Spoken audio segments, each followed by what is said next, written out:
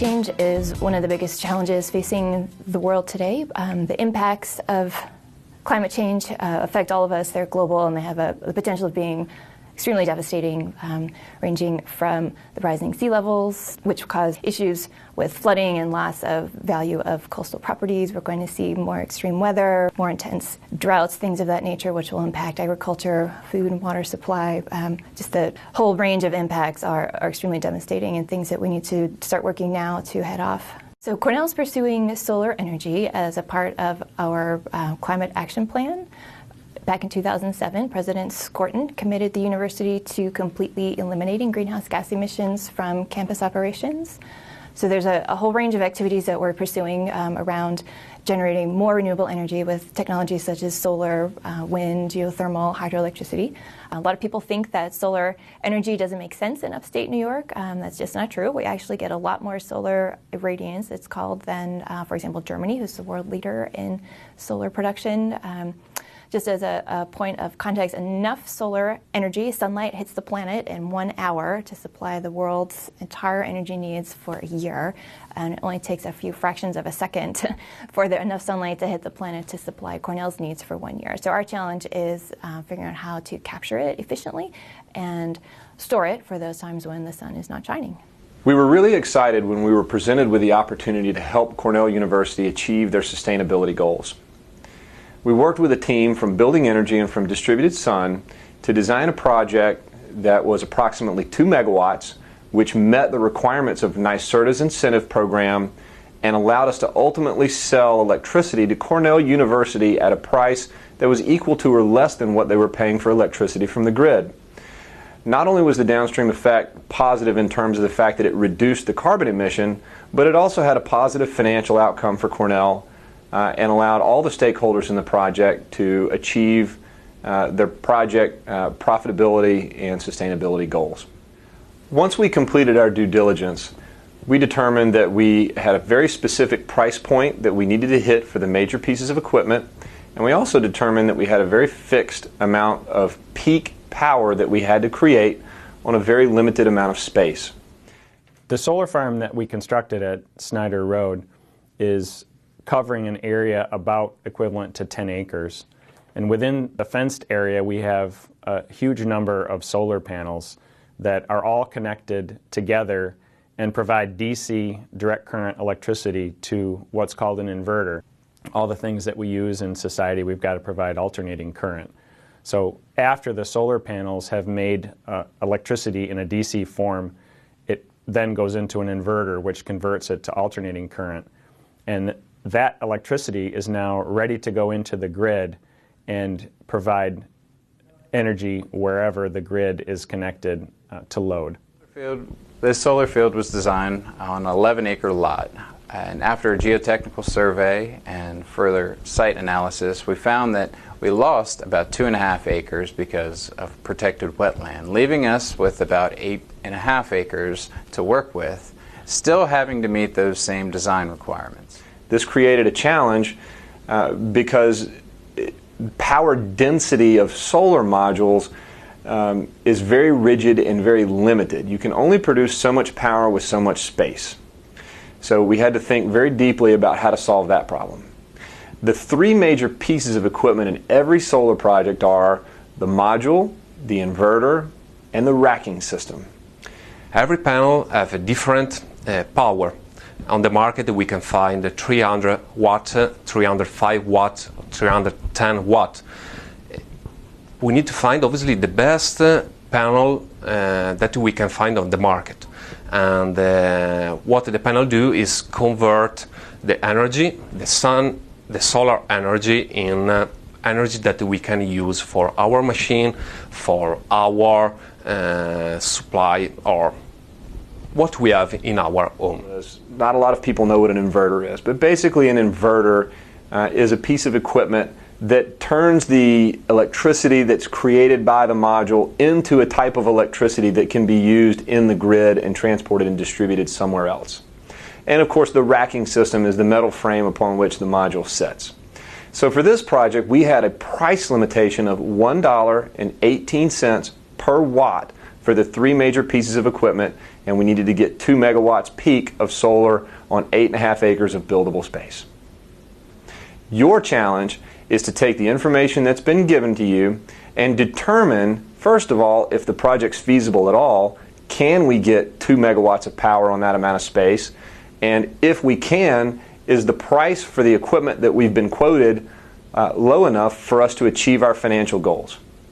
Also, please remember that this is a 30-year project. This equipment needs to be on the site and in good operating condition for a 30-year period. So quality is important. Good luck.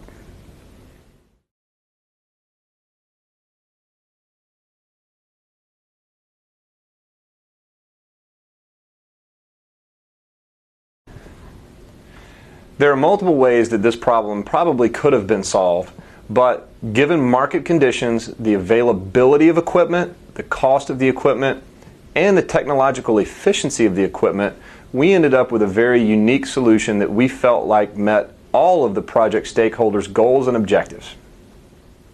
We selected 7,600 panels, 305 watt peak for our project because they were available on the market for the right price. 300 is very low value for our project, and 310, they are very expensive, and for our project we need to find the best solution in terms of nominal power. We were able to determine that the 305 watt modules combined with inverter A with the racking solution that we provided to you guys not only met our price thresholds that we had to meet, but it also allowed us to produce the 2 megawatts of peak power that was required to meet Cornell's needs as well as the requirements of the state solar incentive. We didn't select inverter B because we felt like inverter A was a higher quality piece of equipment. Remember, this was a 30-year project. Not just 30 years of time in a good kind of weather conditions. This is 30 years in upstate New York where weather can reach pretty extreme conditions and there's lots of snowfall.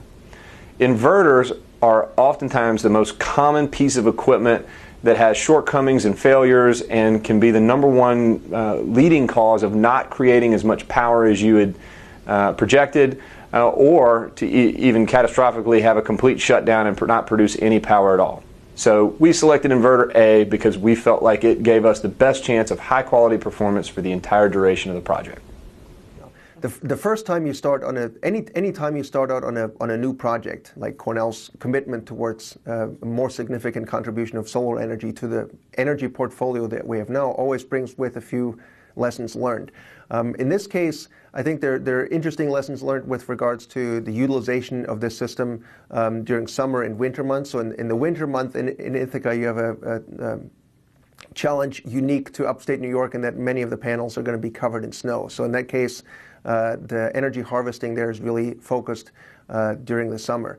Another interesting lesson learned is that we can actually utilize the farm not just as a resource to generate renewable energy, but also as a teaching tool, that we can take students out there and show them this is what a solar farm looks like, this is how they operate, and they can actually manipulate the modules a little bit and see how, for example, how shading impacts the output of the solar cell. So as an educational tool, I think that's a really interesting lesson learned moving forward, and how you can actually also use it as an outreach and communication tool to show the broader public how these farms actually operate and what their role is in our future energy portfolio.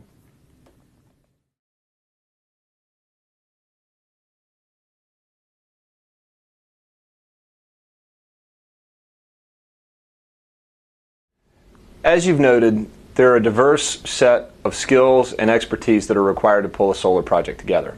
Today, you've heard from an engineer, a project developer, which is kind of a financier. You've heard from a construction manager, and you've even heard from some company executives. Now, we'd like to introduce you to each of these guys individually and let them tell you a little bit about their background.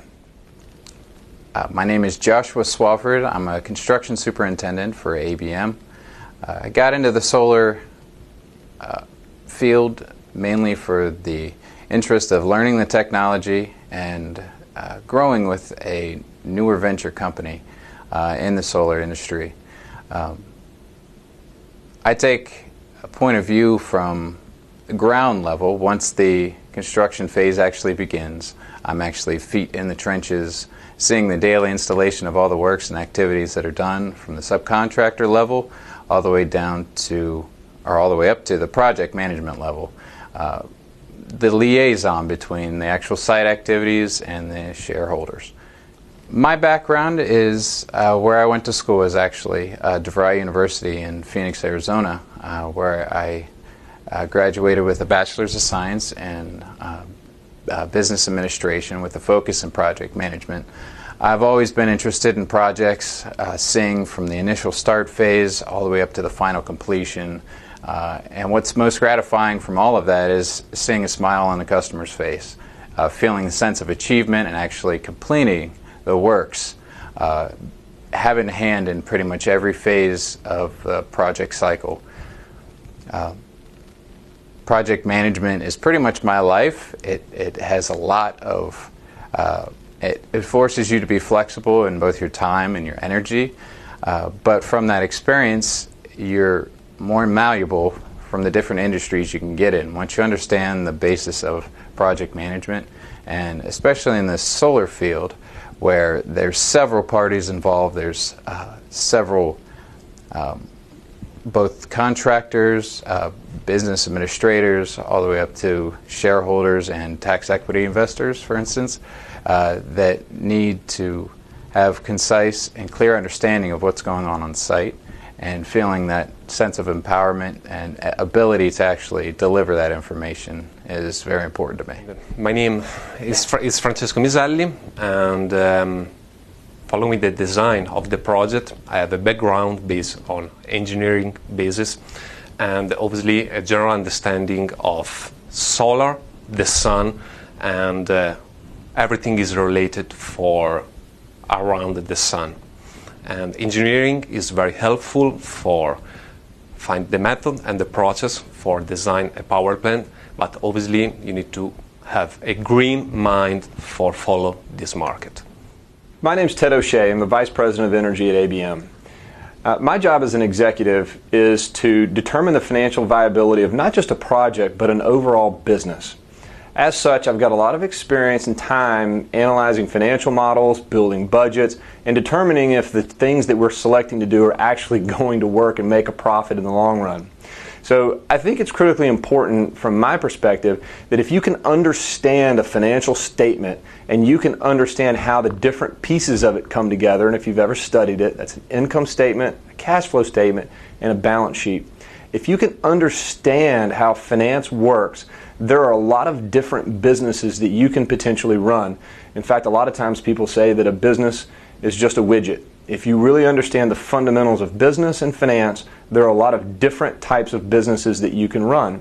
So if you can combine the core functions of a STEM education and have a strong accounting and finance background, the potential job opportunities or even businesses that you could start in the future are almost limitless. I came to Cornell in 2007 and was really inspired by the resources that are here with developing new materials specifically for renewable energy technologies. And we're still heavily involved in that, both for solar photovoltaics as well as for energy storage technology. So it's a really exciting place in that regard. And also in working with the students here, they're really top-notch students that really understand the significance of both the technology towards renewable energies moving forward as well as deployment and actual implementation. As far as going back to undergrad, I've always been interested in both the scientific aspects of physics and chemistry, but also from an applied perspective as to how can you apply that knowledge towards something useful. So that's why that was the key motivation towards studying chemical engineering, that you can have both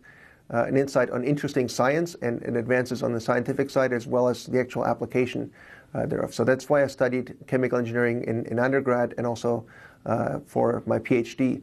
For the PhD research, I've worked on nanostructured materials and learned a lot about how could you make materials with unprecedented control over size, shape, and properties. But the key thing that really excited me about this is how could you do something useful with that knowledge. So other than showing that you can make materials with controlled size or shape, what useful devices or what useful technology could you develop from that? So that aside, yeah, that was a key motivation for getting into renewable energy technologies at that point. Is you have an interesting material system to work with. You can do good things with it. What would be the best good thing you can do with that? So I got interested in sustainability, environmental issues in high school. I did not imagine myself building solar farms later in my career, but that's where things led me. I just knew that I had an interest in helping address environmental and sustainability issues. So I would recommend to those students and folks out there that have an interest to get an education in the particular area that interests you, whether it's the science, the technology, the engineering. There's a huge role for the social sciences as well, communications, helping folks understand the impacts of their behaviors and ways to change their behaviors and adopt more climate smart behaviors. As we've seen through this solar farm project, the financial aspect, figuring out how to finance these projects, leverages subsidies and funding that are available, putting together the whole package for the 30-year lifetime of the contract. Also a role for those interested in the legal profession. So I would just encourage students to embrace their passion, and whatever their particular skill set is, there's a role for everyone in helping to address climate change. My strongest recommendation for anyone that's interested in the renewable energy field is that they get really strong math and science skills. And physics is really important. It's your friend in energy, and if you don't know what you're talking about, the physics will immediately get in your way. So the strong foundation that I received in college in math and physics has been very helpful in making sure that I make the right technical decisions. In addition, you have to make sure that you can communicate, you can partner, you can write, and you can present, because if you're going to try to do things differently, you're going to push the envelope and you're going to cause people to be uncomfortable, because you're trying to do things that are different, and they will have a different impact that people aren't used to. Solar energy, as an example, takes a lot of surface area.